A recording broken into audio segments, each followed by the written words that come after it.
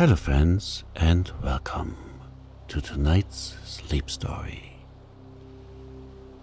This evening we shall be listening to two short fables dealing with love, love lost, love found, and love misplaced.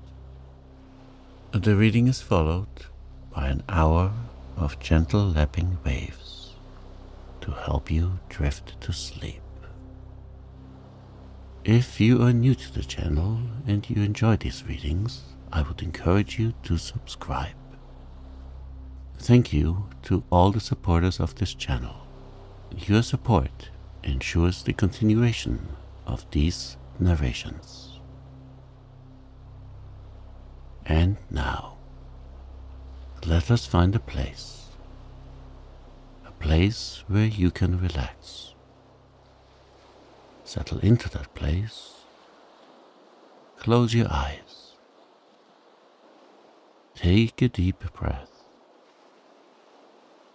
As you exhale, you can feel yourself unwind. Your day is done. There is nothing left to do but listen to the story. Take another deep breath. And let us begin these fairy tales. Prince Fickle and Fair Helena. There was once upon a time a beautiful girl called Helena.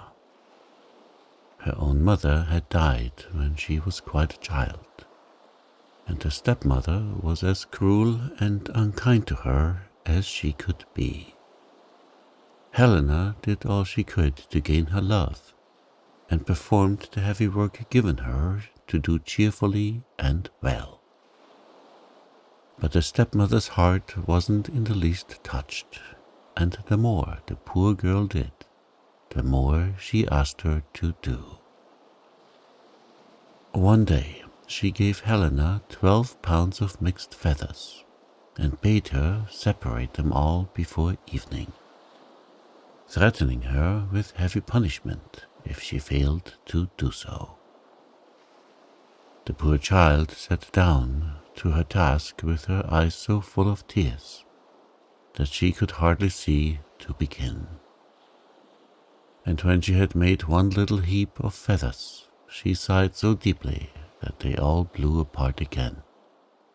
And so it went on, and the poor girl grew more and more miserable. She bowed her head in her hands and cried, "Is there no one under the heaven who will take pity on me?" Suddenly a soft voice replied, "Be comforted, my child, I have come to help you." Terrified to death, Helena looked up and saw a fairy standing in front of her, who asked in the kindest way possible, "Why are you crying, my dear?" Helena, who for long had heard no friendly voice, confided her sad tale of woe to the fairy, and told her what a new task she had been given to do was, and how she despaired of ever accomplishing it. "Don't worry yourself about it any more," said the kind fairy. "Lie down and go to sleep, and I'll see that your work is done all right." So Helena lay down, and when she awoke, all the feathers were sorted into little bundles. But when she turned to thank the good fairy, she had vanished. In the evening, her stepmother returned and was much amazed to find Helena sitting quietly with her work all finished before her. She praised her diligence, but at the same time racked her brain as to what harder task she could set her to do. The next day she told Helena to empty a pond near the house with a spoon, which was full of holes. Helena set to work at once, but she very soon found that what her stepmother had told her to do was an impossibility. Full of despair and misery, she was in the act of throwing the spoon away, when suddenly the kind fairy stood before her again, and asked her why she was so unhappy. When Helena told her of her stepmother's new demand, she said, "Trust to me, and I will do your task for you. Lie down and have a sleep in the meantime." Helena was comforted and lay down, and before you would have believed it possible, the fairy roused her gently and told her the pond was empty. Full of joy and gratitude, Helena hurried to her stepmother, hoping that now, at last, her heart would be softened towards her. But the wicked woman was furious at the frustration of her own evil designs, and only thought of what harder thing she could set the girl to do. Next morning, she ordered her to build before evening a beautiful castle, and to furnish it all from garret to basement. Helena sat down on the rocks which had been pointed out to her as the site of the castle, feeling very depressed, but at the same time with the lurking hope that the kind fairy would come once more to her aid. And so it turned out. The fairy appeared, promised to build the castle, and told Helena to lie down and go to sleep in the meantime. At the word of the fairy, the rocks and stones rose and built themselves into a beautiful castle, and before sunset it was all furnished inside, and left nothing to be desired. You may think how grateful Helena was when she awoke and found her task all finished. But her stepmother was anything but pleased, and went through the whole castle from top to bottom, to see if she couldn't find some fault for which she could punish Helena. At last she went down into one of the cellars, but it was so dark that she fell down the steep stairs and was killed on the spot. So Helena was now mistress of the beautiful castle, and lived there in peace and happiness. And soon the noise of her beauty spread abroad, and many wooers came to try and gain her hand. Among them came one Prince Fickle by name, who very quickly won the love of fair Helena.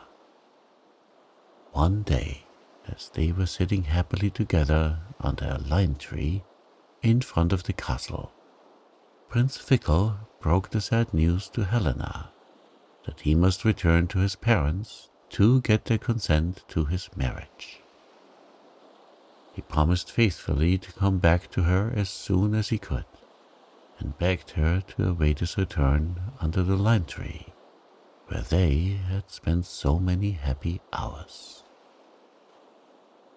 Helena kissed him tenderly at parting on his left cheek, and begged him not to let anyone else kiss him there while they were parted. And she promised to sit and wait for him under the lime tree, for she never doubted that the prince would be faithful to her and would return as quickly as he could. And so she sat for 3 days and 3 nights under the tree without moving. But when her lover never returned, she grew very unhappy and determined to set out to look for him. She took as many of her jewels as she could carry, and 3 of her most beautiful dresses, 1 embroidered with stars, 1 with moons, and the 3rd with suns, all of pure gold. Far and wide she wandered through the world, nowhere did she find any trace of her bridegroom. At last she gave up the search in despair. She could not bear to return to her own castle, where she had been so happy with her lover, but determined rather to endure her loneliness and desolation in a strange land. She took a place as herd girl with a peasant, and buried her jewels and beautiful dresses in a safe and hidden spot.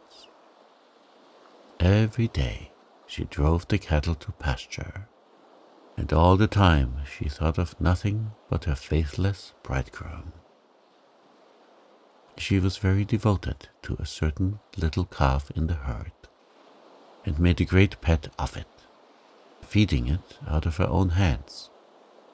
She taught it to kneel before her, and then she whispered in its ear, "Kneel, little calf, kneel, be faithful and leal, not like Prince Fickle, who once on a time left his fair Helena under the lime." After some years passed in this way, she heard that the daughter of the king of the country she was living in was going to marry a prince called Fickle. Everybody rejoiced at the news except poor Helena, to whom it was a fearful blow, for at the bottom of her heart she had always believed her true lover to be true. Now it chanced that the way to the capital led right past the village where Helena was, and often when she was leading her cattle forth to the meadows, Prince Fickle rode past her, without ever noticing the poor herd girl. So engrossed was he in thoughts of his new bride. Then it occurred to Helena to put his heart to the test, and to see if it weren't possible to recall herself to him. So, one day, as Prince Fickle rode by, she said to her little calf, "Kneel, little calf, kneel, be faithful and leal, not like Prince Fickle, who, once on a time, left his poor Helena under the lime." When Prince Fickle heard her voice, it seemed to him to remind him of something, but of what he couldn't remember, for he hadn't heard the words distinctly, as Helena had only spoken them very low and with a shaky voice. Helena herself had been far too moved to let her see what impression her words had made on the prince, and when she looked round he was already far away. But she noticed how slowly he was riding, and how deeply sunk he was in thought, so she didn't quite give herself up as lost. In honor of the approaching wedding, a feast lasting many nights was to be given in the capital. Helena placed all her hopes on this, and determined to go to the feast and there to seek out her bridegroom.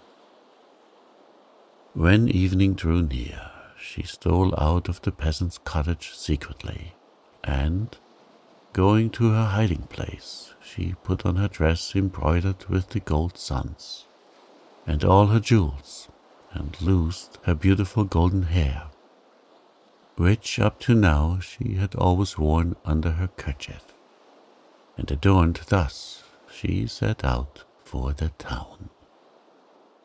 When she entered the ballroom, all eyes were turned on her, and everyone marveled at her beauty, but no one knew who she was. Prince Fickle, too, was quite dazzled by the charms of the beautiful maiden, and never guessed that she had once been his own lady-love.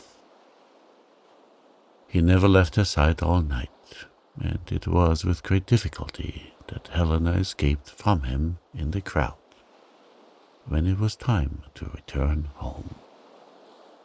Prince Fickle searched for her everywhere, and longed eagerly for the next night, when the beautiful lady had promised to come again. The following evening, the fair Helena started early for the feast.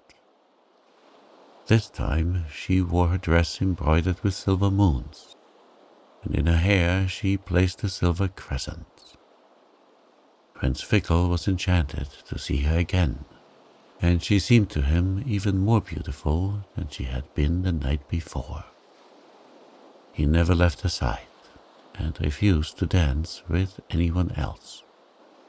He begged her to tell him who she was, but this she refused to do.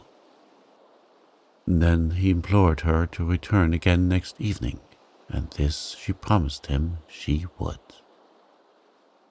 On the third evening, Prince Fickle was so impatient to see his fair enchantress again that he arrived at the feast hours before it began, and never took his eyes from the door.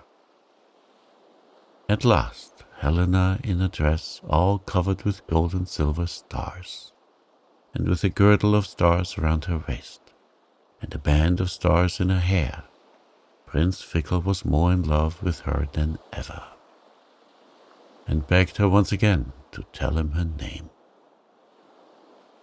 Then Helena kissed him silently on the left cheek, and in one moment Prince Fickle recognized his old love. Full of remorse and sorrow, he begged for her forgiveness, and Helena, only too pleased to have got him back again, did not, you may be sure, keep him waiting very long for her pardon. And so they were married and returned to Helena's castle, where they are no doubt still sitting happily together under the lime tree. The 12 Huntsmen. Once upon a time there was a king's son who was engaged to a princess whom he dearly loved. One day, as he sat by her side, feeling very happy, he received news that his father was lying at the point of death, and desired to see him before his end. So he said to his love, "Alas, I must go off and leave you, but take this ring and wear it as a remembrance of me, and when I am king I will return and fetch you home." Then he rode off, and when he reached his father he found him mortally ill and very near death. The king said, "Dearest son, I have desired to see you again before my end. Promise me, I beg of you, that you will marry according to my wishes." And he then named the daughter of a neighboring king, whom he was anxious should be his son's wife. The prince was so overwhelmed with grief that he could think of nothing but his father, and exclaimed, "Yes, yes, dear father, whatever you desire shall be done." Thereupon the king closed his eyes and died. After the prince had been proclaimed king, and the usual time of mourning had elapsed, he felt that he must keep the promise he made to his father. So he sent to ask for the hand of the king's daughter, which was granted to him at once. Now his first love heard of this, and the thought of her lover's desertion grieved her so sadly that she pined away and nearly died. Her father said to her, "My dearest child, why are you so unhappy? If there is anything you wish for, say so, and you shall have it." His daughter reflected for a moment, and then said, "Dear father, I wish for 11 girls as nearly as possible of the same height, age, and appearance as myself." Said the king, "If the thing is possible, your wish shall be fulfilled." And he had his kingdom searched till he found 11 maidens of the same height, size, and appearance as his daughter. Then the princess desired 12 complete huntsmen's suits to be made, all exactly alike, and the 11 maidens had to dress themselves in 11 of the suits, while she herself put on the 12th. After this, she took leave of her father and rode off with her girls to the court of her former lover. Here she inquired whether the king did not want some huntsmen, and if he would not take them all into his service. The king saw her, but did not recognize her, and as he thought them very good-looking young people, he said, yes, he would gladly engage them all. So they became the 12 royal huntsmen. Now the king had a most remarkable lion, for it knew every hidden or secret thing. One evening the lion said to the king, "So, you think you have got 12 huntsmen, do you?" "Yes, certainly," said the king. "They are 12 huntsmen." "There you are mistaken," said the lion. "They are 12 maidens." "That cannot possibly be," replied the king. "How do you mean to prove that?" "Just have a number of peas strewed over the floor of your antechamber," said the lion, "and you will soon see. Men have a strong, firm tread, so that if they happen to walk over peas, not one will stir, but girls trip and slip and slide, so that the peas roll all about."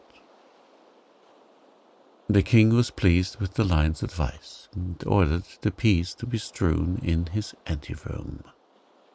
Fortunately, one of the king's servants had become very partial to the young huntsmen, and, hearing of the trial they were to be put to, he went to them and said, "The lion wants to persuade the king that you are only girls," and then told them all the plot. The king's daughter thanked him for the hint, and after he was gone she said to her maidens, "Now make every effort to tread firmly on the peas." Next morning, when the king sent for his 12 huntsmen, and they passed through the anteroom, which was plentifully strewn with peas, they trod so firmly and walked with such a steady, strong step, that not a single pea rolled away or even so much as stirred. After they were gone, the king said to the lion, "There now, you have been telling lies. You see yourself they walk like men." "Because they knew they were being put to the test," answered the lion, "and so they made an effort. But just have a dozen spinning wheels placed in the anteroom. When they pass through, you'll see how pleased they will be, quite unlike any man." The king was pleased with the advice, and desired 12 spinning wheels to be placed in his antechamber. But the good-natured servant went to the huntsmen and told them all about this fresh plot. Then, as soon as the king's daughter was alone with her maidens, she exclaimed, "Now, pray make a great effort and don't even look at those spinning wheels." When the king sent for his 12 huntsmen next morning, they walked through the anteroom without even casting a glance at the spinning wheels. Then the king said once more to the lion, "You have deceived me again. They are men, for they never once looked at the spinning wheels." The lion replied, "They knew they were being tried, and they did violence to their feelings." But the king declined to believe in the lion any longer. So the 12 huntsmen continued to follow the king, and he grew daily fonder of them. One day, whilst they were all out hunting, it so happened that news was brought that the king's intended bride was on her way and might soon be expected. When the true bride heard of this, she felt as though a knife had pierced her heart, and she fell fainting to the ground. The king, fearing something had happened to his dear huntsman, ran up to help, and began drawing off his gloves. Then he saw the ring which he had given to his first love, and as he gazed into her face, he knew her again, and his heart was so touched that he kissed her, and as she opened her eyes, he cried, "I am thine, and thou art mine, and no power on earth can alter that." To the other princess he dispatched a messenger to beg her to return to her own kingdom with all speed. "For," said he, "I have got a wife, and he who finds an old key again does not require a new one." Thereupon the wedding was celebrated with great pomp, and the lion was restored to the royal favor. For, after all, he had told the truth.